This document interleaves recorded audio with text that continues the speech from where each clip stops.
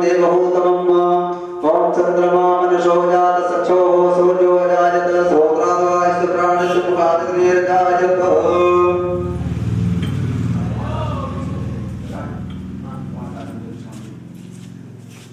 ओमाभ्यायाशेनं दशचरं समर्पयामि स्मृतसर्तमे मुखवासादिस्वक्ताम्बूलं समर्पयामि गाया पूजाया सात्मतिद्रव्यदक्षिणाम् ओम हिरण्यगर्भः समवर्तदाग्रे भूतस्य जाता पदरे गया सीत सादाता पृथ्वीद्यामते मां तस्मै देवाय हविकाभिधेमः हिताया पूजाया सात्मतिद्रव्यदक्षिणाम् समर्पयामि प्रार्थयेत्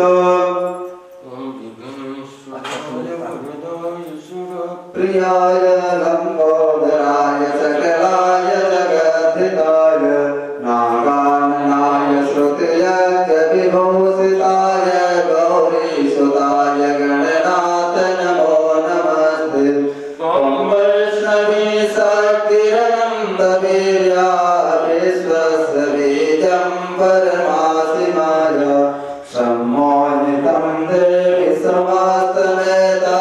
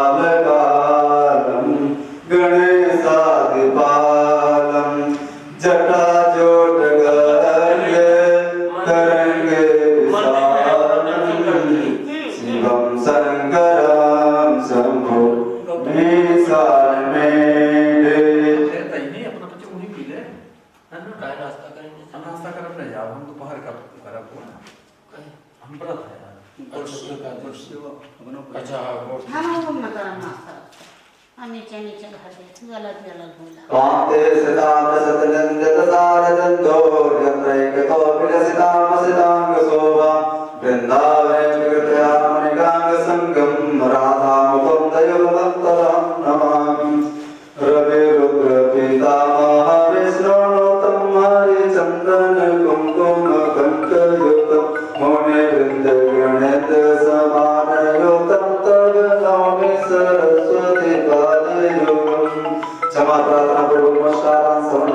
देवताभ्यो नमः आकाशात्पतितं दोयं यथा गच्छति सागरः सर्वदेव नमस्कारः केशवं प्रतिगच्छति क्षमाप्रार्थनापूर्वक समर्पयामि बोले भगवान की लक्ष्मी नारायण भगवान की यज्ञनारायण भगवान की भागवत महापुराण की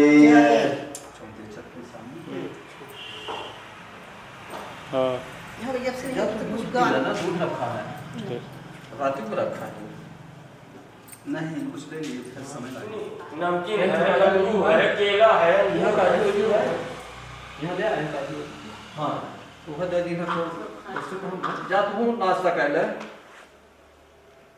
सब तो नाश्ता कर ले स्वाहा कुछ बैठे उनको बोलने कर ली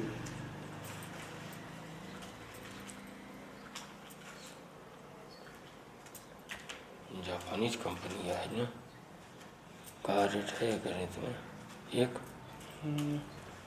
10 एक 10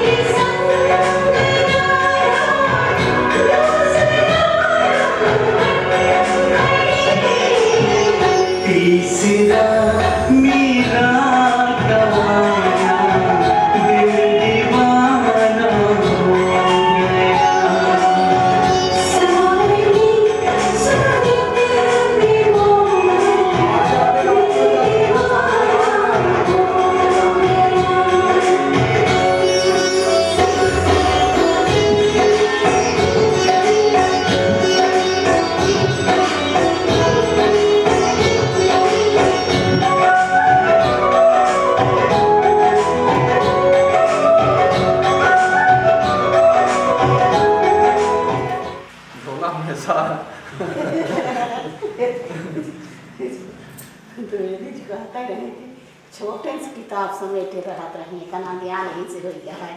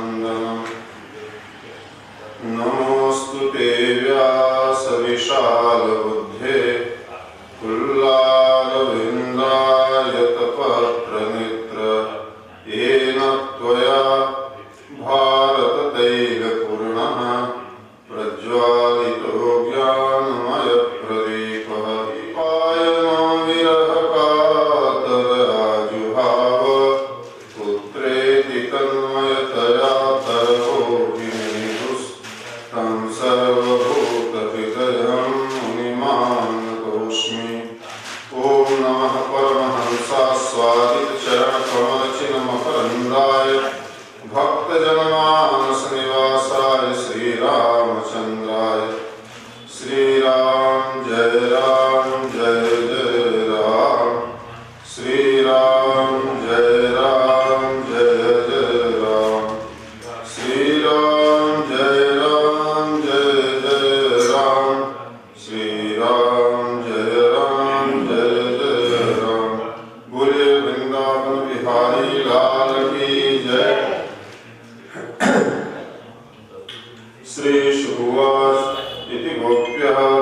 जयन्त्यः प्रपञ्चस्य चित्रधा रुरुदुः सुस्वरं राजन् कृष्णदर्शनलालसा। गोपियों ने इस तरह से भगवान को उलाहना देती रही, प्रलाप करती रही आपस में, और फिर एक स्वर से सब रोने लगे, सब रोने लगे। किसके लिए रोने लगी? कृष्ण दर्शन लालसाह, भगवान श्याम सुंदर भगवान को देखने की इच्छा से। और जब कोई भक्त इतना आतुर हो जाए भगवान के लिए, रोने लगे, गाने लगे, चिल्लाने लगे, तो भगवान को फिर आना ही पड़ता। और तासामाविर्भूत्सौरी स्मयमान मुखाम्बुजः, मुस्कुराते हुए भगवान वहां गोपियों के बीच में प्रकट हो गए। शौरी सूरसेन के नाती हैं भगवान। वसुदेव जी के पिता का नाम सूरसेन था। सूरसेन, उग्रसेन तो जो है कंस के पिता का नाम नाना। तो नाना का नाम उग्रसेन, वो भी चचेरा नाना है। तो भगवान के जो पिताजी थे वसुदेव जी थे, और उनके जो बाबा जी थे वो थे सूरसेन। तो सूरसेन के नाते हैं, इसलिए भगवान का नाम सौरी भी है। सौरी करना सूरसेन के नाते। पीतांबरधर सर्वे साक्षात मनमथ मनमथ, वे भगवान पीतांबर पहने हुए, माला पहने हुए, साक्षात कामदेव का मंथन करने वाले भगवान श्याम सुंदर श्री कृष्ण वहां प्रकट हुए। और जब गोपियों ने देखा कि भगवान श्याम सुंदर जो है इतना दिव्य स्वरूप धारण करके प्रकट हुए हैं, तो जैसे उनके शरीर में प्राण आ गया हो और उनकी आंखें प्रसन्नता से खिल गई। उनका जो आत्मभाव था, देखिए भगवान आकर्षण संसार के प्रति भी होता है और संसार की वस्तुओं में भी होता है। ऐसा मिल जाए, वैसा मिल जाए, उसके लिए आदमी कितना जतन नहीं करता, पर वैसा आकर्षण भगवान की ओर क्यों नहीं होता? वो इसलिए नहीं होता कि ब्रह्मा जी ने जब देह बनाई तो इंद्रियों को बहिर्मुखी बना दिया। ये इंद्रियां बाहर संसार की ओर देखती हैं, सुनती हैं, सूंघती हैं, खाती पीती हैं, घूमती हैं, काम करती हैं। तो परांचिखानी, उपनिषदों में लिखा है परांचिखानी व्यतिरत स्वयंभू तस्मात् परात् पश्यन्ति नान्तरात्मा। चूंकि इंद्रियों को ब्रह्मा जी ने बहिर्मुखी बना दिया, इसे बाहर ही देखती हैं, बाहर के विषयों को ही सर्वश्रेष्ठ मानती हैं, अंदर की ओर नहीं देखती। ये नहीं जानती कि ये देह मैं नहीं हूं। ये देह पृथ्वी जल तेज वायु आकाश शब्द स्पर्श रूप रस गंध और मन बुद्धि चित्त अहंकार, इनका एक समूह है, इसके अलावा कुछ नहीं। जो मैं हूं, जो आत्म तत्व है, जिसके कारण से वाणी बोलती है, कान सुनता है, आंखें देखती हैं, हाथ पैर काम करते हैं, वो जो कारण है वो उसी कारण का नाम प्राण है, उसी कारण का नाम आत्मा है, उसी का नाम चेतन है, उसी का नाम जीव है, सब कुछ वही। नहीं तो कोई मुर्दा पड़ा है वो तो नहीं देखता, वो तो नहीं बोलता, वो तो नहीं सुनता, क्योंकि उसमें जो मैं था, जिसको हम लोग मैं कहते हैं, वो उसमें अब नहीं रहा, निकल गया। इसलिए वह जो मैं, जिसको हम लोग मैं कहते हैं, मैं माने देह नहीं, मैं माने वही अपनी आत्मा, अपना आपा, जिससे सबको प्यार होता है, प्रेम होता है, आत्मा से ही प्रेम होता है, दूसरी वस्तुओं से नहीं। तो वह आत्म तत्व जब भगवान मिल गए, तब जो है गोपियां प्रफुल्लित हो उठी और उस यमुना की शुभ्र रमण रेती पर अपना दुपट्टा भगवान को बैठने के लिए बिछा दिया। अब भगवान बैठ गए। तत्रोपविष्टो भगवान स ईश्वर, वे ईश्वर, ईश्वर माने जो सबको के नियंता है, सबके शासक है, जिनके अधीन सब है। ब्रह्मा भी है, विष्णु भी है, महेश भी है, इंद्रादि देवता, दानव, मानव, देवता, पशु, पक्षी सब, उसका नाम है ईश्वर। ईश नियंत्रण करने वाला, शासक। और भगवान भी लिखा है, दोनों बैठ गए। तत्रोपविष्टो भगवान स ईश्वर, भगवान माने जिसके पास अनंत ऐश्वर्य, अनंत माधुर्य, अनंत ज्ञान, अनंत वैराग्य, अनंत श्री संपत्ति, वैभव है ना। और ये जिसके पास हमेशा रहे उसका नाम है भगवान, उसका नाम है भगवती। और जो सब पर शासन करे उसी का नाम ईश्वर है। कोई राजा है वो शासन करता है, नियंता है, ईश्वर है, लेकिन वो सीमित समय के लिए। भगवान सदा सर्वदा सदैव के लिए शाश्वत रहते हैं। इसलिए वे भगवान, वे ईश्वर, श्याम सुंदर श्री कृष्ण, जो बड़े बड़े योगेश्वरों ने अपने हृदय में उनके आसन की कल्पना करते हैं। हृदय में एक सुंदर कमल की भावना करते हैं, कमल की कोमल कोमल पंखुड़ियों की भावना करते हैं, और उसमें बैठाते हैं उन ईश्वर भगवान श्याम सुंदर श्री कृष्ण को। उन्हीं भगवान ईश्वर श्याम सुंदर श्री कृष्ण को गोपियों ने अपने दुपट्टा बिछा दिया और उस पर बैठा दिया। जो बड़े बड़े योगियों के हृदय कमल में विराजते हैं, बड़े बड़े योगी जिनको अपने हृदय कमल में आसन देते हैं। अब हृदय से तो कोमल और शरीर में कोई चीज होती नहीं, इसलिए हृदय में ही बैठाया जाता है। तत्रोपविष्टो भगवान स ईश्वरो, योगेश्वरांतर हृदय कल्पितासनः, चकास गोपी परिषद गतोचितस्त्रैलोक्य लक्ष्मी कपदम वपुर्दधर। और शोभा कितनी सुंदर थी उस समय भगवान की, त्रिलोकी की संपूर्ण शोभा समवेत रूप में उन्होंने धारण कर लिया था। क्योंकि भगवान का सौंदर्य अनंत है, उनका माधुर्य अनंत है, उनका स्वारस्य अनंत है, उनका सौगंध अनंत है।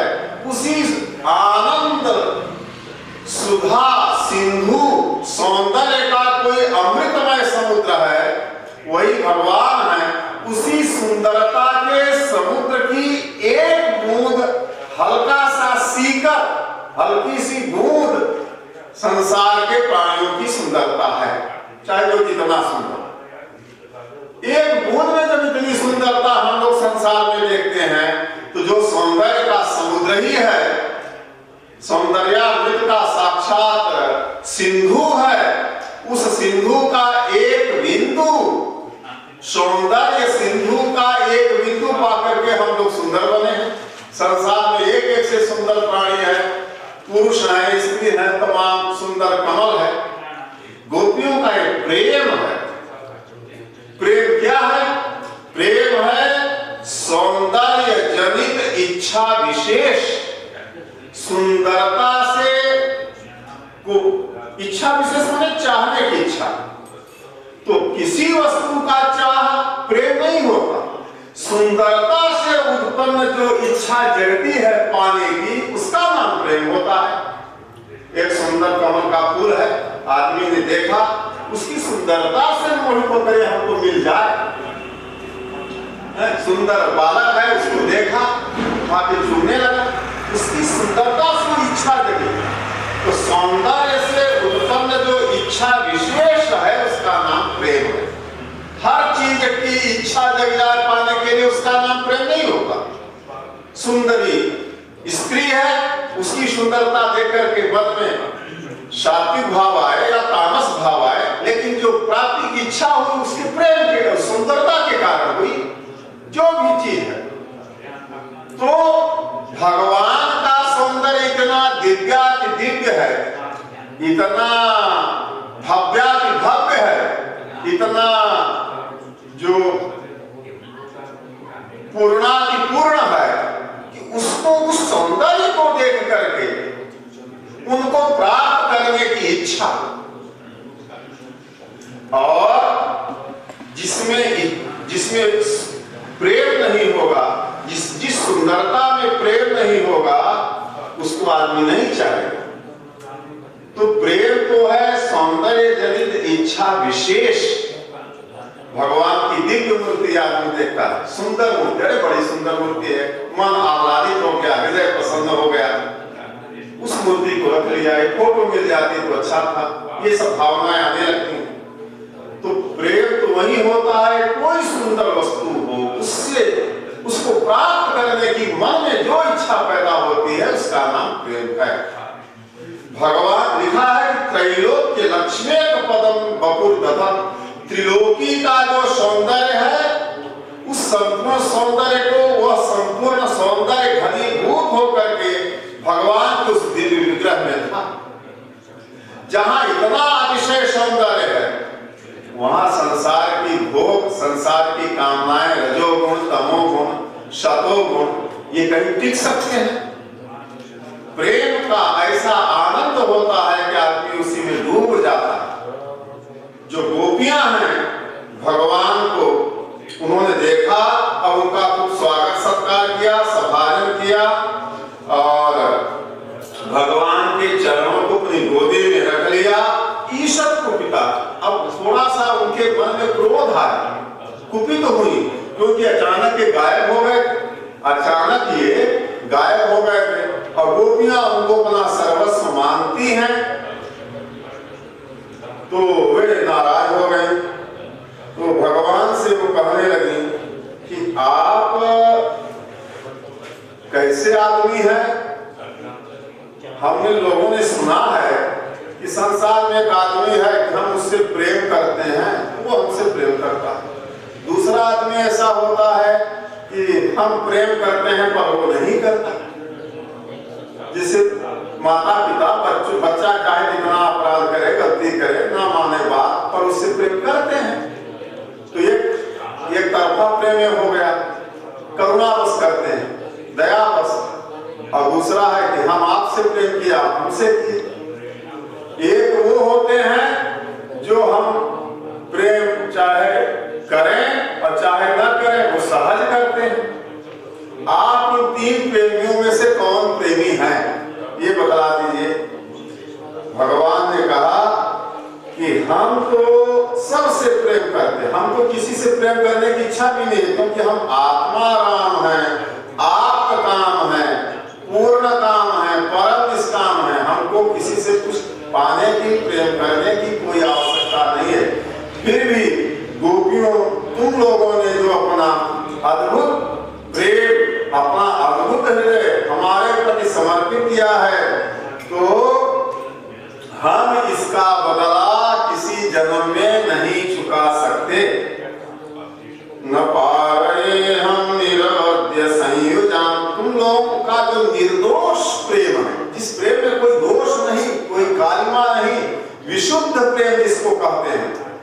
कुछ गोपियां कुछ चाहती नहीं थी भगवान से प्रेम के बदले, कुछ नहीं चाहती थी, वो तत् सुख सुखित्वम, भगवान सुखी रहे बस इतना चाहते थे, यही उनकी चाह। इसको कहते हैं तत् सुख सुखित्वम। जैसे माता पिता कहते हैं भाई ये लड़का है, खाए पिए आराम से रहे, हमके कुछ न चाहिए। यही गोपियों का कि भगवान से कुछ चाहती नहीं थी, कि मांगना चाहती थी, प्राप्त करना चाहती थी, कोई भी सुख, शारीरिक, मानसिक, भौतिक, कुछ भी नहीं। वो आराम से रहे, उनको किसी तरह का कष्ट न हो, यही गोपियां चाहती थी।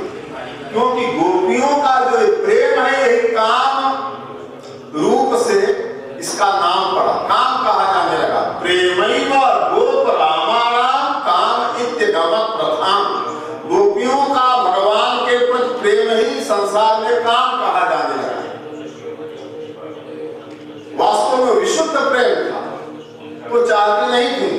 एक बार नारद जी को गर्व हो गया कि हम भगवान के सबसे बड़े भक्त हैं, गर्व हो गया। तो भगवान ने झूठे मूठा पेट दर्द का बहाना बना दिया। खूब दवाई हुई, बड़े बड़े द्वारिका में बड़े बड़े धन्ना सेठ थे, वो भगवान का चंदन टीका लगाते थे, सबने कोशिश किया, औषधि ले आए, पर भगवान का दर्द ठीक नहीं हुआ। तो भगवान से ही पूछा गया, नारद जी ने पूछा कि कोई औषधि आप बताइए, हम लोग ले आते, हम लोग तो सब कर चुके।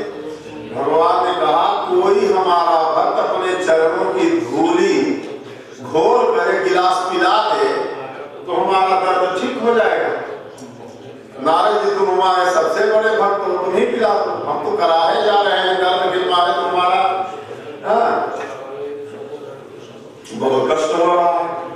नारद जी कहे प्रभु अब ये कैसे संभव है, आपको हम अपने चरणों की धूल पिलाएं तो असंभव बात है। गए जो द्वारकापुरी में बड़े बड़े भगवान के भक्त से थे, सबने ना ही कहे भगवान को भाई हम कैसे पिला दें। रौरवा नरक का महा कुंभी पाक नरक में अनंतों जन्मों तक कीड़ा बन के सड़ना पड़ेगा। अब कोई भक्त देने को तैयार है नहीं। तो भगवान जो है ने कहा, गोपियां भी कहते हैं कि हमारी भक्त हैं गोकुल में, उनसे पूछ लो, शायद वो दे दे। नारद जी आए, बताए, पूछे, गोपियों ने पूछा भगवान का हाल, वो तो यहाँ थे, भगवान द्वारकापुरी में थे। तो नारद जी ने कहा सब ठीक है, लेकिन उनके पेट में कई दिनों से दर्द है और दवाई यही है। भगवान ने बताया है कि कोई भक्त अपने चरणों की धूली घोल कर पिला दे तो दर्द ठीक हो जाएगा। गोपियों ने कहा कितना चाहिए, बोले एक गिलास, बोले एक गिलास, एक बोरा धूल ले जाइए हम लोगों के चरणों की। भगवान को कष्ट, बोले क्या जानती हो इसका फल क्या होगा, भगवान नरक, कुंभी पाक नरक में यातनाओं, अनंत जन्मों की यातनाएं भोगनी पड़ेगी। बोले अनंत नहीं, कोटि कोटि जन्मों, युग युगांतर, कल्प कल्पांतर तक नरक में नहीं महानरक में रहना पड़े तो भी मंजूर है, स्वीकार है। भगवान का वह दर्द ठीक होना चाहिए। हम लोग को सब सहने के लिए तैयार। तब सुखी सुखी तो हम अगर किसी को मानते हैं, प्रेम करते हैं, तो उसके सुख और आनंद की इच्छा करें, उससे कुछ प्राप्ति न चाहे। प्राप्ति चाहने वाला तो व्यवसाय हो गया कि हमने कुछ दिया, आपने कुछ दिया, ये काहे का प्रेम ले आए। और भगवान को दर्द तो था नहीं। तब नारद जी को भगवान को ही बताना चाहते थे, तुमसे बड़ी भक्त है गोपियां। गोपियां कुछ नहीं चाहती भगवान से, भगवान स्वस्थ रहे, भगवान प्रसन्न रहे, आनंद से रहे, हमारे प्रभु, हमारे प्रियतम, हमारे सर्वस्व, हमारे पति रूप में उनकी उपासना करती थी, तो वो सुखी रहे बस। प्रेम की यही सबसे बड़ी परिभाषा है।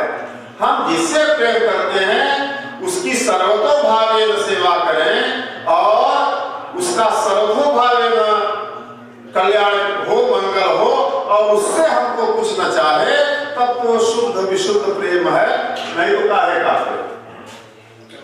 तो भगवान ने कहा गोपियों से कि हम तुम लोगों से पूर्ण हो ही नहीं सकते। न पारे हम निरवध्य संयुजाम स्वसाधु कृत्यम विरुधायुषापि वा। देवताओं की, ब्रह्मा की आयु हमको मिल जाए, भगवान कहते हैं, भगवान के सामने ब्रह्मा की आयु क्या है, कुछ भी नहीं है।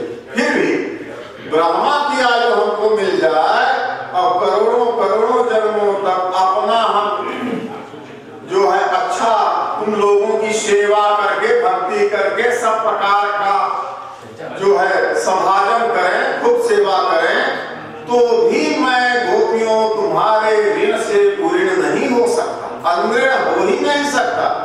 न पारे हम निरवध्य संयुजा, निर्वध्य माने निर्दोष, विशुद्ध, जो प्रेम तुम लोगों ने किया, स्वसाधु कृत्यम, अपने अच्छे अच्छे कर्मों से तुम्हारा हित करते रहे, तो भी मैं तुम्हारे इस प्रेम का बदला चुका ही नहीं सकता। श्रृंखला, तुमने घर गृहस्थी, पति बेटा की उन दुर्जर बेड़ियों को तोड़ करके, सबका त्याग करके, परित्याग करके हमको जो है माना है, तो तुम लोग अपने महानता से हमको अपने ऋण से ऋण कर दो तो ठीक है, हमारे पास ऐसा कुछ नहीं है कि हम करें और तुम्हारे दिल से पूरे हो जाए। ये भगवान ने कहा। और इसके बाद गोपियों के साथ उन्होंने सुंदर वार्तालाप किया और हंसे खेले कूदे रहे। और इसके बाद भगवान जो है गोपीनां तत्पतीनां च सर्वेषामेव देहिनां, वो गोपियों के भी पति थे, गोपियों के पतियों के भी स्वामी हैं भगवान। और सर्वेषां देहिनां, और समस्त प्राणियों के भी वो भगवान ही एकमात्र पति हैं, स्वामी हैं।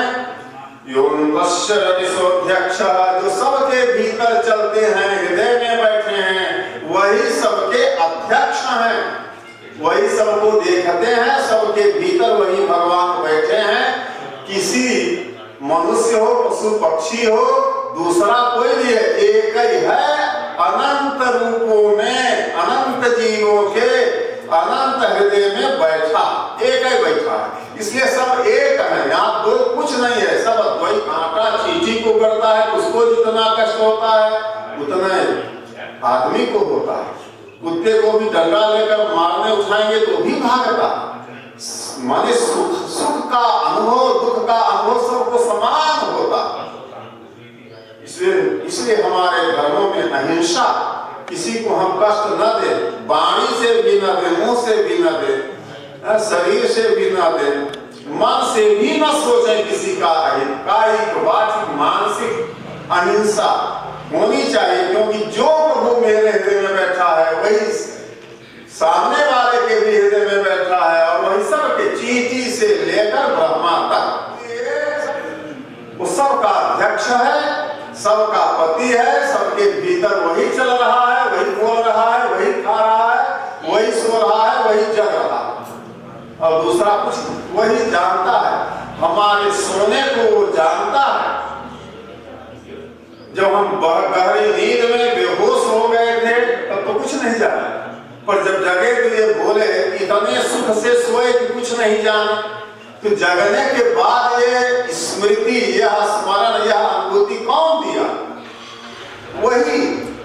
वही अध्यक्ष, वही ईश्वर, वही पति। हमारे जगने को भी वही देखता है, हमारे सपने को भी वही देखता है, हमारी सुसुप्ति को भी वही देखता है। एक ही है, दो नहीं। और हम लोग सोचते हैं कि कोई देख ही नहीं रहा है, हम ऐसा काम कर दें, चुरा लें, लुटा लें, कोई देख ही नहीं रहा है। अरे वो तो रात दिन देखता है। जब हम गहरी नींद में होते हैं तब भी वो जाग के देखता है। हम जब सपना देखते हैं तो वही देखता है, और जब जागृत अवस्था में जो काम करते हैं वही देखता है। इसलिए उसका नाम है अध्यक्ष। अध माने सबके ऊपर, सबको, अक्ष माने आंखें देखने वाला, वह साक्षी है, दृष्टा है, अध्यक्ष है। और तब भगवान ने ब्रह्मा जी की एक रात्रि के बराबर रास लीला किया। ब्रह्मा जी की एक रात्रि कितने की होती है? सतयुग, द्वापर, त्रेता, कलियुग, चारों युग एक बार बीते तो एक चतुर्युगी, एक चतुर्युगी। और कलियुग कितने वर्ष का है? 4,32,000 का। और द्वापर कितने हजार वर्ष का है? 8,64,000 का। इसका दुगुना होता है। त्रेता जो है 17,000 लगभग हो गया, और 17 गुना 34,000 वर्ष मनुष्य का 34,000 वर्ष जब बीतता है, ब्रह्मा जी का 12 घंटे होता है। 12 घंटे माने दिन उतना ही बड़ा, उतनी बड़ी रात। 35,000 वर्ष मनुष्य का बीते तो ब्रह्मा जी का एक दिन 35 लाख भी है। 35 लाख, हाँ 35 लाख हो जाएगा, ठीक है। 35 लाख वर्ष जब मनुष्य का बीतता है तो ब्रह्मा जी का एक दिन 12 घंटा बीता है। फिर जब वो बीत गया तो उतनी बड़ी रात्रि भी होती है, 35 लाख हजार वर्ष। और उसके बाद इस तरह से ब्रह्मा जी की जब 100 वर्ष की आयु बीतती है, 100 वर्ष उतना लंबा समय तक भगवान ने गोपियों से रास किया। तो सतयुग द्वापर त्रेता कलयुग ये चारों चतुर्युगी जब 1000 बार बीत जाती है तो ब्रह्मा जी का 12 घंटा, और जब फिर 1000 बार बीतती है तो इतनी बड़ी ब्रह्मा जी की रात्रि, यह चतुर्युगी 1000 वर्ष जब बीते, इतनी बड़ी रात्रियों में उसको कहते हैं ब्राह्मी निशा, ब्राह्मी रात्रि में भगवान ने उतने काल तक गोपियों के साथ उस यमुना की रमण रेती पर हंसते खेलते कूदते रहे। विक्रीडितं व्रजवधूभिरिदं च विष्णुं श्रद्धान्वितो शृणुयादथ वर्णयेत्या। भक्ति जो भगवान की श्रीलीला को कथा को सुनता है उसको भगवान के प्रति पराभक्ति प्राप्त होती है। अब जो है एक दिन क्या हुआ कि शिवरात्रि का पर्व आ गया, तो वहां अंबिका वन था जहां भगवान शिव और भगवती पार्वती का मंदिर, भगवान और उनके पिता माता नंद बाबा यशोदा और सारे गोप ग्वाल शिवरात्रि का पर्व व्रत करने के लिए उस अंबिका वन में गए।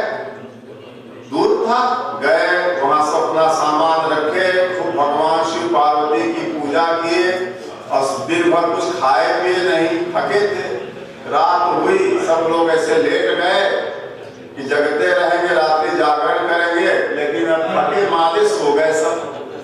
नंद बाबा जी भी सो गए, खूब दान दिया ब्राह्मणों को, सोना चांदी गाय इत्यादि, खूब पूजा पाठ करके थकावट स्वाभाविक थी, सो गए। इतने में एक जो है कोई अजगर, जंगल तो था ही, अंबिका वन था, घनघोर जंगल था, कोई अजगर आया और जो है नंद बाबा का चरण जो है अपने मुंह में डस लिया, ले लिया। बहुत विशाल मुख था, एकदम लीलने लगा। अब वो चिल्लाने लगे नंद बाबा, हे कृष्ण मुझे बचाओ, सर्प को मां ग्रस्ते, सर्प मुझको डसे जा रहा है, बेटा मैं तुम्हारी शरण में हूँ, हमको छुड़ा दो। सब द्वार जग गए, तो अग्नि जली थी, उसी की लुआठी ले लेकर उसको मारे, तो वो इतना विशाल अजगर लुआठी से मरता है। तो और खूब प्रयास किया इन लोगों ने, पर नहीं, भगवान उठे, सवै पलाते दहि मानोपि नामं चत्तं पुरंगमः तमस्पृशत्पदा वेद्य। भगवान सात्वतांपति जो साधु भक्तों महात्माओं सज्जन पुरुषों के स्वामी हैं, ऐसे भगवान आए और अपना पैर जो है उस अजगर से स्पर्श करा दिया, छू दिया पैरों से उसको। तो सवै भगवत श्रीमत् पाद स्पर्श भगवान के श्रीमत् चरणारविंदों से उसका उस अजगर का सारा अशुभ समाप्त हो गया और वह सांप का वो उसका शरीर छूट गया और सुंदर विद्याधर, एक देवताओं की जाति है विद्याधर, वो सुंदर विद्याधर का गंधर्व विद्याधर जो है बहुत सुंदर जात होती है, देवता बड़े सुंदर है, तो देवताओं से भी सुंदर गंधर्व होते हैं विद्याधर। तो बड़ा दिव्य रूप धारण करके विद्याधर बन के खड़ा हो गया। भगवान ने पूछा कि तुम हो कौन, ये अजगर योनि तुमको कैसे मिली? बढ़िया सोने की माला पहने था विद्याधर, चमक रहा था, अपना दीप्यमाने बपुसा, उसका शरीर एकदम प्रदीप्त हो रहा था, प्रकाशित हो रहा था। तो तब उसने कहा, अहम विद्याधर, मैं विद्याधर जाति का हूँ प्रभु, मेरा नाम सुदर्शन है और इतना संपत्ति मेरे पास थी, लक्ष्मी थी, मैं विमानों पर बैठकर आकाश में जहां तहां विहार करता था। तो अंगिरा गोत्र के कुछ कुरूप ऋषि थे, देखने में सुंदर नहीं थे, उनको देखकर मैंने हंस दिया, उपहास कर दिया, तो उन लोगों ने श्राप दे दिया, जा तू अजगर हो जा, इसलिए मेरी ये दशा हो गई थी। आज आपके श्रीमत् चरणारविंदों के स्पर्श से हमारे सारे अशुभ आहत हो गए, समाप्त हो गए, नष्ट हो गए। आप उनका वह अभिशाप हमारे लिए तो वरदान बन गए। आपके दर्शन हो गए सच्चिदानंद भगवान के, जिस भगवान के लिए हम लोग रात दिन नाम जपते हैं, स्मरण करते हैं, पूजन करते हैं। अब हमको क्या चाहिए? हमको तो उनका वरदान नहीं हो तो हमारे लिए वरदान हुआ, उनका साप नहीं मैं मानता उसको, तो वरदान हमारे लिए साबित हो गया। इसके बाद भगवान आप में मैं अब ब्राह्मणों के उस दंड से आज मुक्त हो गया, अजगर योनि से छूट गया, प्रभु आप अच्युत के दर्शन करने से। और इस तरह जो है विद्या सुदर्शन विद्याधर ने भगवान की परिक्रमा की, उनको प्रणाम किया और स्वर्ग में चला गया। नंद बाबा जी इस कष्ट से छूट गए, नंद बाबा जी इस कष्ट से छूट गए। अब एक दिन क्या हुआ, भगवान बलराम जी थे और कृष्ण जी थे, गोपियां थी, ऐसे घूम रहे थे सब लोग जंगल में। तो घूमते घूमते बलराम जी सुंदर गाना गा रहे थे, सुंदर हवा चल रही थी, हमरे गुंजार कर रहे थे, कमल के पुष्पों की सुगंध लेकर हवा बह रही थी, बड़ा सुहावना प्राकृतिक दृश्य था।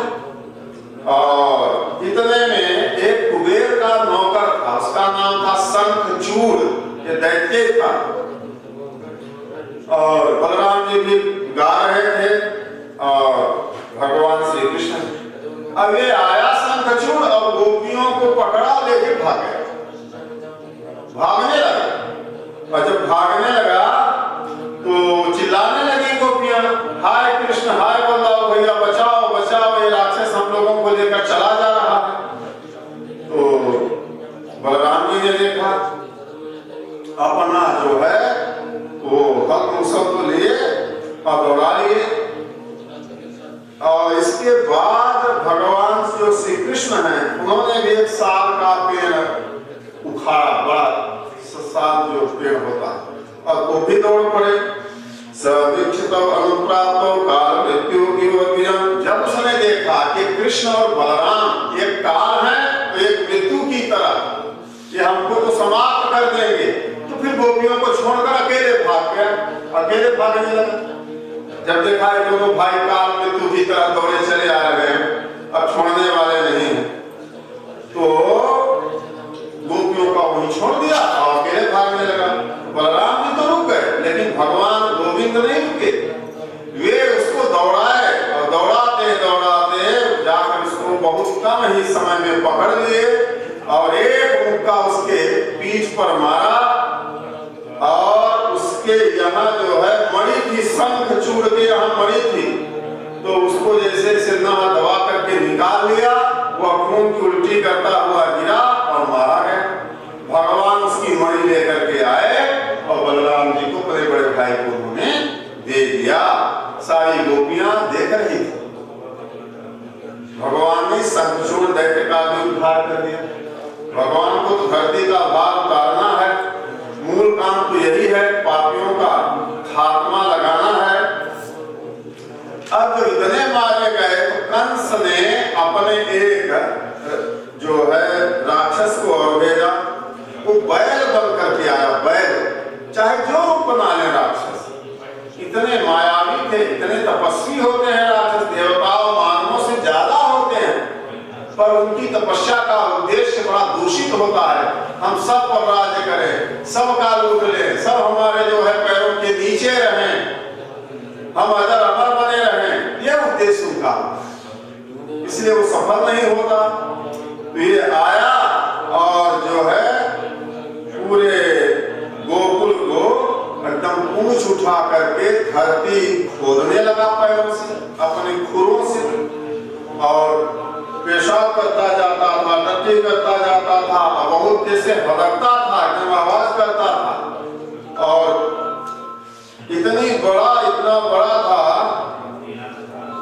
इतना बड़ा था कि ये इसकी ढील को पहाड़ समझ करके बादल आ जाकर बैठ जाते थे। इतना बड़ी ढील थी कि पहाड़ से भी बड़ी थी। बादल समझे कि कोई पहाड़ है तो बादल उतर आते थे और बैठ जाते। और जब ये जो है सिंहों से एकदम पूरा गोकुल उजाड़ने लगा, तब तो कृष्ण कृष्ण सर्वे गोविंदम शरणम ययुः, हे कृष्ण बचाओ, हे गोविंद हम आपकी शरण में हैं। जैसे आदमी के ऊपर विपत्ति आती है तो भगवान को पुकारता है, जैसे ये लोग भी पुकार रहे थे। भगवान ने कहा, माँ भाई, हे गोकुल वासी वृषभासुर को जो बैल बनकर आया था उसको ललकार दिया भगवान ने, तो उसका गुस्सा और बढ़ा और भगवान ने इसे अपने जंघा पर हाथ ठोक दिया, ताल ठोक दिया, तो वो और क्रोधित हो गया। अब भगवान जो है ताल ठोक करके एक उनका साथी था उसी के कंधे पर हाथ धरकर इसे खड़े, अब वो चलाया रहा है। और जब आया तो भगवान को ऐसे सींगों से सोचा उठाकर ऐसे लुका दे तो 10-20 कोस दूर जाकर गिरे, तो जैसे सींग ऐसे करना चाहा भगवान ने उसकी दोनों सींग दोनों हाथों से पकड़ लिया। अष्टादश पदानि सह, अब ऐसे पीछे फेंक दिया, 18 पैर जाकर के पीछे गिरा। वे द्वापर के लोग हैं, लंबे होते थे, 18 पैर उनका किलोमीटर का होता, जाकर गिरा और फिर खड़ा हो गया। सोपविद्धो भगवता पुनरुत्थाय सत्वरः आपतच्छिन्न सर्वांगो निश्वसन क्रोध मूर्छितः। अब उसका सारा शरीर पसीने से इतने में लथपथ हो गया, पर लंबी लंबी सांस लेते हुए क्रोध से भरा हुआ यह फिर दौड़ा भगवान की ओर। बैल है राक्षस, बैल बन करके लड़ रहा है, वृषभासुर इसका नाम है। कंस ने भगवान को मारने के लिए भेजा है इसको।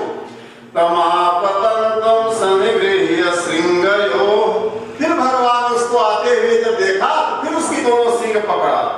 अपदा समाक्रम्य निपात्य भूतले, और पैरों से उसको दबाया, पैरों से उसको दबाया ऐसे पैर उठा करके धरती पर। अब निष्पीडया अपटक दिया, धरती पर पटक दिया। अब पटकने के बाद पैरों से दबा दिया। निष्पीडयामास यथार्थम अंबरम कृत्वा विषाणेन जघान सोपत, और उसकी शींग भगवान ने उखाड़ा और सैकड़ों सींग पीट दिया, बस सो गया।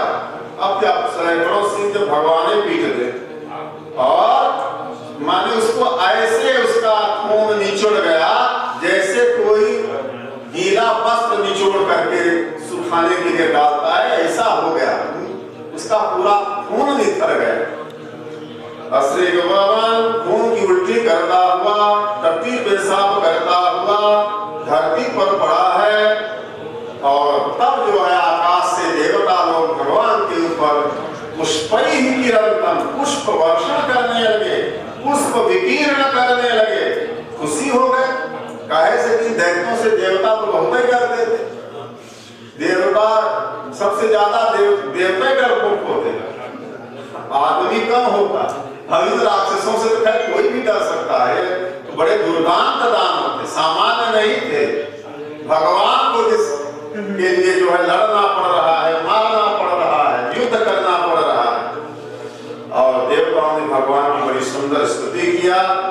और इसलिए इस ककुदमी को, जिसकी भीड़ बहुत बड़ी थी, भगवान जो है मार करके ग्वाल वालों साथियों के साथ गोपियां देख रही हैं, भगवान के नयनों का उत्सव देख रही हैं, निहार रही हैं। भगवान चले गए गोकुल में। अरिष्टे निहते देते कृष्णेन धुलकर्मणा कंसाय था भगवान नारदो देव दर्शन। अरिष्टासुर, इसका वास्तव में जो राक्षस था इसका नाम था अरिष्टासुर, पर बैल बन करके आया था लड़ने। वृषभासुर कहते हैं अरिष्ट था, ये इतना बड़ा दैत्य था कि मन से किसी को सो चले तो बुखार आ जाए, ज्वर आ जाए, पेट में दर्द होने लगे, व्याधि आ जाए, आधी आ जाए, विघ्न आ जाए, बाधा आ जाए, ये अरिष्ट करने वाला था। जैसे ग्रहों का अरिष्ट होता है, ऐसे अरिष्ट करने वाला इतना तपस्या से समर्थ था। महाराज जी कहाँ पहुंचे? कंस के राजमहल में, भोजराज कंस के मथुरा के उस राजमहल में नारद जी पहुंचे और बोले, देखो जो यशोदा की कन्या थी ना, वास्तव में वह तो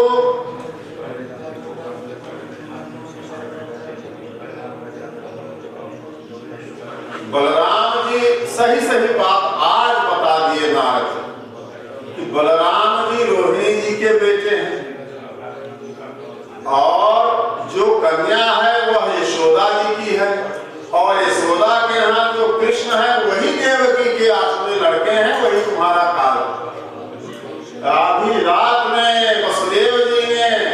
घनघोर बरसात में उत्ताल तरंगों वाली यमुना जी को पार करके पहुंचा दिया। ये देवताओं की माया है भोजराज कंस, और हमसे कुछ मतलब भी नहीं है। अब हम चले नारायण नारायण करके चले। अब सारा असली बात तो आज कंस को मालूम कि देवकी का लड़का है, रातों रात नंद बाबा के यहाँ। तब तो इसको बहुत गुस्सा है। बोले ऐसा करो, मंचाह प्रियंताम, सुंदर रंगमंच बनवाओ, और जो है नंद के दोनों लड़कों को, कृष्ण और बलराम को यहाँ बुलाओ, और पहलवानों से ये युद्ध करें, कुश्ती लड़ें, और पहलवानों को यही मारो। अब जो है इसके लिए उन्होंने अक्रूर जी को भेजा। अक्रूर जी को बुलवाया और उधर अक्रूर जी को भेजा, और इधर उधर उसका एक सेवक था केशी दैत्य, केशी नाम था। उसके केश बहुत बड़े बड़े थे, इससे उसका नाम था केशी। ये जो है आया, कौन सा रूप धारण करके आया? गधे का, गधा बन करके केशी दैत्य आया। केशी तो कंस प्रहित, कंस का प्रहित माने भेजा हुआ, कंस प्रेरित आ रहा है, अपने से नहीं आ रहा। दुराशया कंस हितम चिकीर्षु, इसके मन में ये था, दुराशय था, महाशय नहीं था। आशय माने अंतःकरण, हृदय, हृदय में जिसके महान विचार होते हैं, सबके प्रति सद्भाव होता है, उसको महाशय कहते हैं। और सबका लुट जाए, सबको नष्ट हो जाए, वो उसका काम बन रहा है तो काहे बढ़ रहा है, वो काहे उसकी प्रगति हो रही है। जो इस तरह के विचार होते हैं वो उसका नुकसान हो जाता, वो मर जाता तो ठीक था। इसको कहते हैं दुराशय। ये दुराशयी था, कृष्ण को मारने के लिए इसने दुर्भावना मन में बैठा कर आया कि हम मारेंगे। ये महाशय नहीं था, दुराशय था। तो दुराशय कंस हितम चिकीर्षु, और अपने स्वामी कंस का हित करने के लिए ब्रज में आया है। और ये गधा बहुत विशाल था, पैर रखता था, ब्रज की धरती कंपती, सामान्य नहीं थे ये दैत्य निशाचर। आ गया वहां। अब भगवान को जो है, तो भगवान को 2 लत्ती मारा।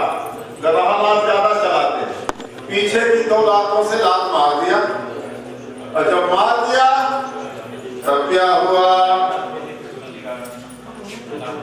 भगवान ने अपने को बचा लिया, तिरछा कर, उसका लाभ भगवान को नहीं लगा। असावाभ्यम श्री धनुष भांतरे यथोरगम तार्थ सुतो व्यवस्थिता दुर्गाम परिविद्य। तो भगवान ने उसके दोनों पैरों को पकड़ा, और पकड़ करके उसको जो है 100 धनुष की दूरी के बराबर उसको फेंक दिया। इतना 100 धनुष, अनेक बाण चलाने में वह बाण जितनी दूर जाता है, ऐसे 100 धनुषों से 100 बाण, एक बाण मारा मान लीजिए 10 किलोमीटर गया, फिर वहां से खड़े होकर फिर एक बाण मारिए तो वो भी 10 किलोमीटर या 50 किलोमीटर गया, फिर उसके आगे जाकर के वही। इस तरह से 100 बाण की जो दूरी होती है उतना दूर जाकर के गिरा, 100 धनुष की दूरी, बहुत दूर। और फिर वहां भी थोड़ा देर पड़ा रहा, जब चेतना लौटी, बेहोश हो गया था, जब खड़ा हुआ उठा तो फिर दौड़ा दौड़ा चला आया, वायु वेग से दौड़ता था हवा की तरह, और आ गया भगवान के पास। तो भगवान ने जो है ऐसे मुंह बड़े तेज से गधा फाड़ा हिलाने के लिए और रेंकने के लिए। भगवान ने जब मुंह फाड़ा तो अपना हाथ उसके मुंह में से डाल दिया, हाथ डाल दिया भगवान ने उसके मुंह में, उसका पूरा मुंह जलने लगा। तो जब मुंह जलने लगा तो दांत गल गल कर गिरने लगे। एक महात्मा जी हैं, अभी हैं, तो वो महात्मा जी से हमने पूछा कि आप दांत तो ठीक है, आपका काम करता है? बोले हाँ काम करता है। बोले एक बार हमको कहीं जाना था जलते में कथा बांचने, तो कोई घर में जो है ध्यान नहीं दिया, तो हम ही ने आलू गरम गरम पकाया और कुछ, और वही गर्म गर्म आलू खाए तो हमारे पूरे 1-2 दांत गल गए, गिर गए। हाँ अभी वो है महात्मा है, मैंने उन्होंने अपने जीवन की घटना बताई। वो गरम गरम जल्दीबाजी हमने आलू खा लिए तो पूरा धतवा ही गल गया। तो भगवान का वो लोहे जैसा गर्म हाथ जब उसके मुंह में गया तो उसका सारा दांत गल गल के गिरने लगा। और दंतानि पेतुर्भगवद भुजस्पृशः, भगवान की भुजाओं के स्पर्श से उसके दांत गिरने लगे। ते केशिनस्तप्तमयस्पृशो यथा बाहुस्य तद्देह गतो महात्मनो यथा मयः संभवृद्धे उपेक्षिता। जैसे रोग की उपेक्षा कर दिया जाए तो रोग बढ़ता है, ऐसे रोग की तरह भगवान की भुजा उसके मुंह के भीतर बढ़ती चली गई। समेधमानेन स कृष्ण बाहुना निरुद्ध वायुश्चलनाश्चर्य। अब इतना हाथ मोटा होता गया, गर्म होता गया, एकदम पूरा मुंह एकदम समा गया पूरे मुंह में, सांस लेने की जगह नहीं बची उसके मुंह कि सांस तो ले ले। इतनी मोटी भुजा, गर्म भुजा उसके मुंह के भीतर जाने लगी, पूरा पैक हो गया उसका। और इसके बाद तो वो जो है उसकी आंखें उलट गई, पसीने से लथपथ हो गया, मूत्र करने लगा, टट्टी करने लगा और उसका पूरा देह फट गया। गर्म लोहा की तरह हाथ पूरी देह फट गई। और वो महान भुजा भगवान की और भगवान से गिर गया, मर गया। गर्म आ गया उसके आप पेट में लग गया, पकवान बचाए। देवता जो है आकाश से फूलों की वर्षा करने लगे, स्तुति करने लगे।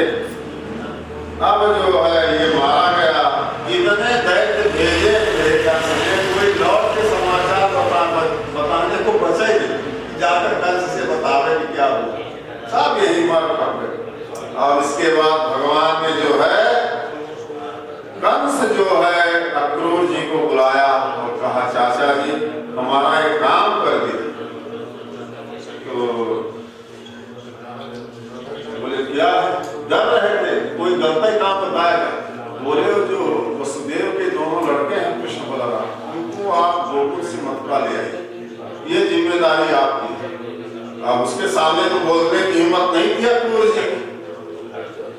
अक्रूर जी को भगवान के चाचा लगते हैं रिश्ते में, तो अब कंस के सामने कौन है, इतना था उसका। चल इधर गए। अब इधर क्या हुआ, इधर भगवान जो है एक दिन गायों को लेकर ऐसे चरा रहे थे, तो पहाड़ के किनारे ऐसे बैठ गए, गायें चल रही थी। और वहां पर ये लोग आंख मिचौनी का खेल खेलने लगे, आंख बंद करने वाला खेल आपस में बात। जब आंख कोई उसका आंख बंद करता फिर वो छूता इस तरह का, तो आंख जब बंद करते तो एक राक्षस आया, भेड़ा बन करके। मय नाम का दैत्य था, उसका लड़का था व्योमासुर। एक भी ग्वाल बन करके आया, भगवान के साथियों के बीच में घुस गया और आंख मिचौनी का खेल खेलने लगा। और उसी खेल में क्या करता कि जितने ग्वाल बाल थे भगवान के साथी, उनको वही पर्वत की गुफा में डाल देता। बीच बीच में जब लोग न देखते हो और चट्टान लगाकर बंद कर देते। धीरे धीरे ग्वाल बाल कम होने लगे, 2-4 को बचे। भगवान सोचा गए कहाँ सब, तब तो समझ गए कि ये जो है ये व्योमासुर है, ये जो हमारे ग्वाल बन करके हम लोगों की झुंड में शामिल है। भगवान ने जो है उसको मारा। था तो भी बड़ा पर्वत के समान विशाल देह वाला जब राक्षस के रूप में आया, और भगवान ने पशु मारे, जैसे पशुओं को पीटा जाता है ऐसे पीटा उसको, पशु मारम हमारे, पशु की गति से पीटा। और धरती पर उसकी दोनों भुजाएं पकड़कर पटक दिया, खूब पीटा, उसके प्राण चले गए। भगवान ने वो चट्टान हटाया, सब ग्वाल बाल जो है वहां से बड़े कष्ट से निकले और भगवान श्री कृष्ण की वाह वाह करने लगे। भगवान सबको लेकर गोकुल चले गए। अब इधर अक्रूर जी गए हैं गोकुल में कृष्ण और बलराम को बुलाने। ये सुफल के बेटे हैं, और इनका रथ जो है सायंकाल ब्रजमंडल में प्रवेश कर गया। वहां पर इन्होंने देखा कि सुंदर पलंग पर भगवान कृष्ण और बलदाऊ भैया बैठे। उनका दर्शन करके इनको सब कुछ प्राप्त हो गया। किम अलभ्याम भगवत प्रसन्ने श्री निकेतने, जो लक्ष्मी जी के आश्रय है, लक्ष्मी जी जिनके शरीर में निवास करती हैं, उन भगवान के प्रसन्न हो जाने पर अलभ्य क्या रह जाता है, सब कुछ तो प्राप्त हो जाता है। और गए, प्रणाम किया कृष्ण और बलराम ने, रिश्ते में चाचा लगते हैं, और कंस का संदेश सुना दिया। कंस का संदेश सुना दिया अक्रूर जी ने कि आपके मामा जी ने आप लोगों को रंगमंच में होने वाले युद्ध को देखने के लिए निमंत्रण दिया, बुलवाया है। भगवान ने कहा ठीक है, हम लोग भी इतने दिन हो गए, आज तक कभी मामा जी का गांव नहीं देखे, घर नहीं देखे, मामा जी को भी नहीं देखे, इसलिए हम लोग चलेंगे।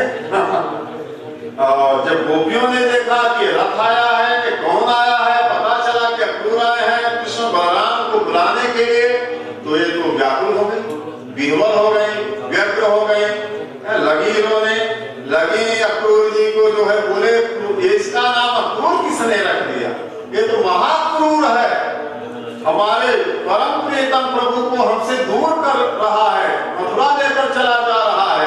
तो बुलाना दिया गोपियों ने और रोने लगे। भगवान कृष्ण और बलराम जी को अक्रूर जी रथ पर बैठा करके मथुरा चले आए। और यहाँ पर जो है कंस बरादे है, मामा, जहाँ जिसका मामा राजा हो उसका तो अब कोई दिक्कत उसको कहीं नहीं है, गाय का डर है। तो अब भगवान जब मथुरापुरी में पहुंचे तो अक्रूर जी से कहे चाचा जी रथ रोक दीजिए। अक्रूर जी ने रथ रोक दिया, दोनों भाई और जो ग्वाल बात को चल रहे। अक्रूर जी ने कहा कहाँ जा रहे हैं, बोले हम मामा की नगरी देखेंगे, मथुरापुरी की शोभा का दर्शन करेंगे। अक्रूर जी ने कहा हमारे घर चलिए। भगवान ने कहा आएंगे पर बाद। अक्रूर जी विमना होकर के, अन्य मनस्क होकर के अपने घर चले गए। तथा अपराह्ने भगवान कृष्ण संकर्षणान्वित मथुरां प्राविशत् गोपैर्दिक्षुः परिवारितः ददर्श तां स्फाटिकतुङ्गगोपुरद्वारां बृहत् हेमकपाटतोरणां ताम्रारकोष्ठां परिधातुरासदां उद्यानरम्यो पवनोपशोभितः। ये जो भोजराज कंस है, इसकी मथुरापुरी की शोभा स्फटिक मणियों के ऊंचे ऊंचे गोपुर थे, बाहर के नगरी के बाहर के दरवाजे, जैसे कहीं कहीं पंचायतों के गेट बने रहते हैं सड़क के किनारे, पुरानी पंचायत, ऐसे नगर के बाहर के बड़े बड़े गोपुर बने थे। और स्फटिक मणि कितनी महंगी होती है, स्फटिक मणि की माला भी बड़ी महंगी, तो वहां दरवाजे बने। ददर्श, अब सब भगवान देख रहे हैं मथुरापुरी की शोभा। ददर्शतां स्फाटिकतुङ्गगोपुरद्वारां बृहत् हेमकपाटतोरणां थे, कपाट माने किवाड़ा, सोने किवाड़ लगे। ताम्रारकोष्ठां परिधातुरासदां, तांबे के और लोहे के बड़े बड़े कोष्ठ थे, अलमारियां थी। परिधातुरासदां उद्यानरम्यो पवनोपशोभितां, रमणीय उद्यान थे, रमणीय उपवन थे। सौवर्ण श्रृंगाटकहर्म्य निष्कुटैः श्रेणीः, सब के बैठने के लिए अलग अलग व्यवस्था बनाई गई थी। महाजन व्यवसायी सेठों के लिए अलग बैठने के लिए राजभवन में अगर कोई आता है, आचार्य पंडित ब्राह्मणों के लिए अलग, क्षत्रियों के लिए अलग, शूद्रों के लिए अलग। वैदूर्य वज्रामल नीलविद्रमणि, वैदूर्यमणि, हीरा, नीलमणि, मूंगा, मुक्ता, इन सब की बेदियां सुंदर बनी हुई, जैसे चबूतरा होता, ये सब मणियों से। सामान्य राजा को नहीं कंस। और राजपथ पर सुंदर सफाई थी, कहीं धूल नहीं थी, इत्र का सिंचन कर दिया गया था, इत्र का। और लाजा तंडुल, इतना बड़ा रंगमंच युद्ध होने जा रहा है, देश देश के लोग आ रहे हैं देखने। चावल और लावा और सुंदर कलश, स्वर्णिम कलश हर जगह रखे गए। और दधी चंदन मालाओं से पूरी नगरी के बाहरी दीवार को, बाउंड्री को सजा दिया गया। क्या पूछना?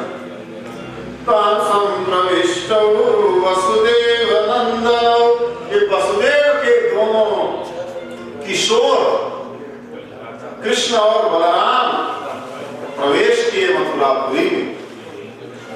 वृतो वयस्यैर् नरदेव वर्त्मना, राजमार्ग से अपने साथी मित्रों से घिरे हुए चले जा रहे हैं, राजपथ से जा रहे हैं।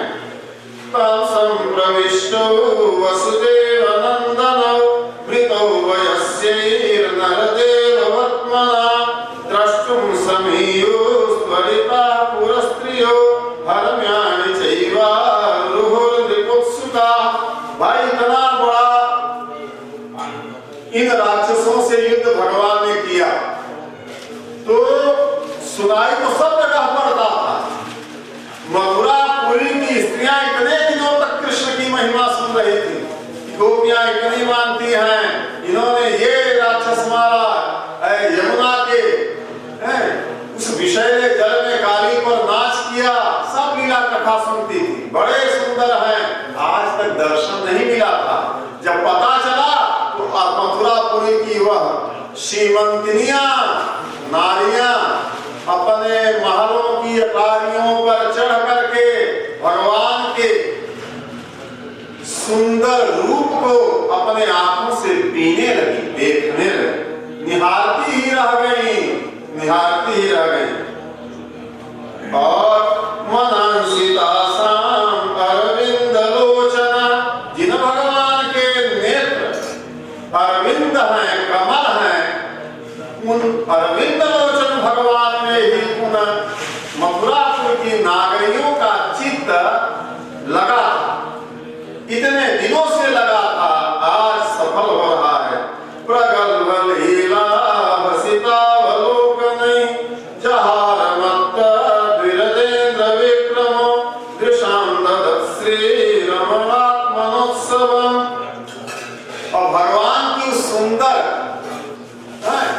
सौंदर्यमयी उस मुखारविंद की छटा को आंखों से भीतर ले जा करके, हृदय में बैठा करके, आनंद मूर्ति जो साक्षात आनंद ही शरीर धारण करके वसुदेव के बालक बने हैं, उस आनंद मूर्ति भगवान को हृदय में ले जा करके बैठा लिया और उन्हीं का ध्यान करते करते अपनी सारी व्यथा उन्होंने खत्म कर दिया। अरे लोचन मग राम उरयानी, आंखों के मार्ग से जनकनंदिनी भगवती सीता ने पुष्प वाटिका में भगवान को देखा, अब आंखों के मार्ग से हृदय में ले गई, अब आंखों को बंद कर लिया और ध्यान करने लगी। लोचन मग राम उरयानी, अधीन है पलक कपाट सयानी, पलक रूपी दीवार बंद कर दी, अब वही ध्यान करने लगी। वही ये जो है, ये मथुरापुर की स्त्रियां भगवान का अपने हृदय में ध्यान करते करते अपनी सारी आधी व्याधि उन्होंने बहा दिया, आनंद में वे डूब गए, अब किसी प्रकार का शोक दुख उनके पास नहीं रहा। अच्छा, प्रासाद शिखरारूढ़ा विद्युत पुल्ल मुखाम्बुजा अभ्यवर्षण सोमनस्यैः प्रमदावल केशवौ। और ऊपर से जो है लाजा अक्षत फूल भगवान के ऊपर बरसाने लगी। और इसके बाद भगवान आगे बढ़े चले जा रहे हैं, लोग अपनी अपनी अटारियों पर भगवान का दर्शन कर रहे हैं। परलोक के उत्सव थे, महोत्सव थे। गए तो धोबी चला रहा, कंस का धोबी था। कंस के जो है राज वस्त्रों को धुलता था, सुखाता था, प्रेस करता था, पहुंचाता था। एकदम गट्ठर इतना बड़ा वस्त्रों का लिए चला रहा। तो आया तो भगवान ने कहा कि धोबी मामा हम लोगों को भी कुछ कपड़े दे दीजिए। भाई वो मामा के गांव का है तो मामा के गांव के सब मामा ही होते हैं। तो वो जो है धोबी रजक जो था, तो सयाचितो भगवता परिपूर्णेन सर्वतः, जो परिपूर्ण है भैया, जिनको कुछ भी नहीं चाहिए, हर वस्तु से पूर्ण है। अरे यहाँ का आदमी सब अपनी व्यवस्था करके संभाल लेता है तो भगवान है। पर परिपूर्णतम परात्पर परम प्रभु की अगर किसी से याचना कर दिए, मांग दिए, उसका कितना बड़ा सौभाग्य है। मांगिए कोई राजा किसी से कुछ मांग दे, वो हो भाग न समझेगा। पर ये धोबी इतना कंस का धोबी होने के कारण, राज पुरुष होने के कारण इसको इतना अभिमान था। तो ये जो है सयाचितो भगवता परिपूर्णेन सर्वतः साक्षेपम दुष्टा, बड़ा आक्षेप किया भगवान, बड़े क्रोध से बोला कि तुम लोग जो है गिर बने चला, जंगलों में, पर्वतों में, गुफाओं में रहने वाले, इस तरह से के राज वस्त्र तुम लोग पहनने के लिए अधिकारी हो। ये बड़े बड़े जंगली जो वेशभूषा वाले, उन लोगों को राजाओं का वस्त्र मिलेगा? भगो यहाँ से, डांट डपट के भगा दिया। तो भगवान जो है कहा भगवान से कि यदि जीने की इच्छा रखते हो तो सामने से हट जाओ। राजा भोजराज कंस के राज वस्त्र हैं, तुम जैसे वनेचरों के लिए नहीं होते। और भगवान को इतने गुस्सा आ गया धोबी ने जब फटकारा तो देवकी शुद्ध भगवान श्याम सुंदर ऐसे धोबी का ऐसे गला पकड़े और फुटुक के गिरा के धरते, मस्तक काट के गिरा दिए, ऐसे दबा दिए, हो गया काम तमाम हो गया मामा, धोबी मामा का। और उसके जो धोबी के और जो गट्ठर होने वाले थे वो तो वही गठरी छोड़कर प्राण भक्त लेकर भागे, सब भागे, क्या बाबा पहन के टूट गए, तो सब भागे। और तब भगवान ने पूरी गठरी खोली, ग्वाल वालों ने खोला और सुंदर सुंदर बढ़िया बढ़िया वस्त्र पाए। मामा के यहाँ जा रहे, बदनामी होगी, भांजा कैसा आ रहा है, सब लोग देखेंगे, इतना बड़ा नगर है, राजा का भांजा, क्या पूछना।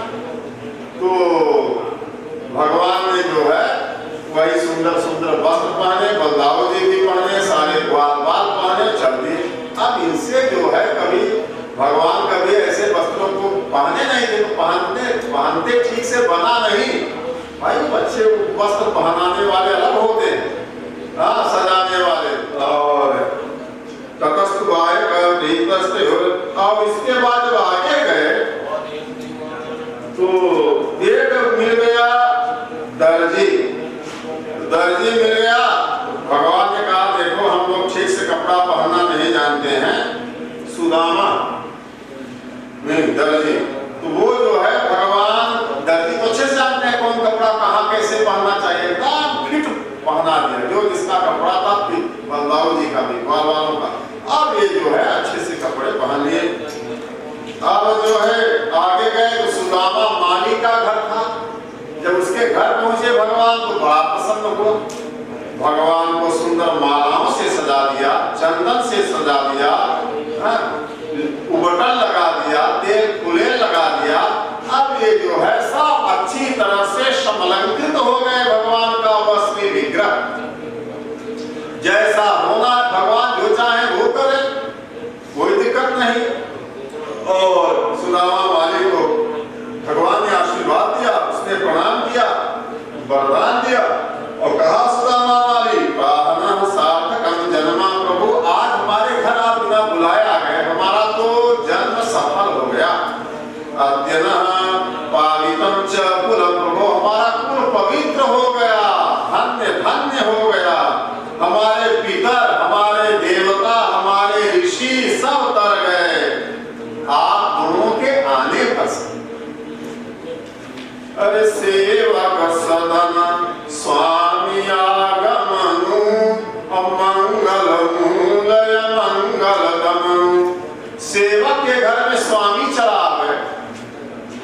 जिसके घर में ब्राह्मण पहुंच जाए, फिर आचार्य पंडित हो वो पहुंच जाए, फिर गुरु ईश्वर पहुंच जाए, तो समझना चाहिए कि हमारा मंगल होने वाला है और अमंगल समाप्त हो जाए। वशिष्ठ जी दशरथ जी के राजमहल में पहुंचे तो दशरथ जी ने चौपाई कहा था, सेवक सदन स्वामी आगमनु अमंगल मूल अमंगल दमनु। तो ये कह रहा है सुदामा वाले कि हमारा तो ऋषि पितर देवताओं का सारा ऋण चुकता हो गया, हमारे पूर्वज धर गए, अद्यतः पावितम कुलम, आज मेरा कुल पवित्र हो गया। आप जो मेरे घर में, आप लोग तो साक्षात ईश्वर हैं संसार में। धरती का कल्याण करने के लिए, मनुष्यों का, साधु महात्मा सज्जनों का कल्याण करने के लिए आपने अवतार लिया। जानते सब थे, सुने सब थे, पर कोई मानता था कोई नहीं मानता। ये मानता था तो ये समझ गया, और इसके बाद भगवान जो है वहां से चल पड़े। अचला भक्ति दे दिए सुदामा माली को, कभी खंडित ना होने वाली भक्ति, हमेशा भक्ति करते रहो। एक दिन आपने 2-4 दिन पूजा किया तो छूट जाती है, ऐसी नहीं, अचला भक्ति तो कभी न छूटे, ऐसी भक्ति दे दिया भगवान ने, वरदान दे दिया उसको, और आयु दिया, यश दिया, बल दिया, कांति दिया, हमेशा वंश परंपरा से बढ़ने वाली लक्ष्मी दे दिया। ये सब कुछ दे दिया भगवान ने सुदामा वाली। अब आगे बढ़े, राजपथ से चले जा रहे हैं। श्री शुभवार राजपथे नमाभव स्त्रियं विहितांग विलेप भाजनां विलोक्य कुब्जां युवतीं वराननां पप्रच्छयन्तीं प्रहसन रसप्रदा। आगे गए तो कुब्जा चली आ रही, कुब्जा उसका नाम था त्रिवक्रा, 3 जगह से टेढ़ी थी, इतनी सुंदरी थी, इतनी सुंदर स्त्री थी, बतलाया नहीं जा सकता। खानी क्या थी, 3 अंग से टेढ़ी शरीर थी इसकी, तो इसलिए इसका नाम था त्रिवक्रा। तो भगवान अब क्या कर रहे थे, सुंदर उपटन भोज राजहंस के लिए बना के लेके राजमहल की ओर चली जा रही। भगवान ने पूछा, देवी तुम कौन हो, कहाँ जा रही हो? तो उसने कहा कि भाई हम भोज राजहंस का उपटन बनाती है और उन्हीं को जो है पहनाने के लिए लेके जा रही है। तो भगवान, पर आप दोनों के अलावा वास्तव में इस उपटन का कोई अधिकारी नहीं, इसलिए मैं आप दोनों को ही लगाए देती हूँ। अब लगा दिया। अंगरागेण स्ववर्णेतर शोभिना, उस अंगराग के लगाने से और उस कला का लगाया था जिससे भगवान की शोभा और बढ़ जाए। बलदाऊ जी बोले थे तुमको उस टाइप का लगाया था, उस जैसे उनकी शोभा बढ़े। आजकल अलग अलग आते हैं, जो सामने हैं उनको कौन सा कपड़ा, कौन सा उपटन, आजकल तो सब ये सब पहले भी था, लगा दिया। अब बड़े सुशोभित होने लगे दोनों भाई। प्रसन्नो भगवान कुब्जां त्रिवक्रां रुचिराननां, कितना रुचि उसका मुख था, 4 चंद्रमा की तरह चंद्रवदनी वह त्रिवक्रा को जब भगवान ने देखा, सोचे कि इसका तो ये हमारा स्वरूप इसने बनाया, हमको जो है सुशोभित कर दिया, हम भी इसका स्वरूप बना दें, है ना। जो भगवान के लिए जो करता है भगवान उसको वैसे लौटाते भी हैं। भगवान एक माला बनाइए, आपको 10 माला पहनने को भगवान दे देगा। तो भगवान ने सोचा कि हमारा स्वरूप बनाया, मैं इसका स्वरूप बना दूं, तो रिजवी कर दूं। भगवान ने सोचा इसको सीधा कर दे, टेढ़ी है, 3 अंग से टेढ़ी है, इसको सीधा कर दे। दर्शयन दर्शन एक फल, अब हमारे दर्शन का कुछ फल तो मिलना ही चाहिए। तो पदभ्याम आक्रम्य प्रपदे, भगवान ने अपने चरण के अंगूठे से उसका अंगूठा दबाया, एक हाथ यहाँ लगाया और ऐसे उसका दिया तो सीधे खड़ी हो गई। 3 अंग से जो चढ़ी थी सीधी हो गई। माने जो उसकी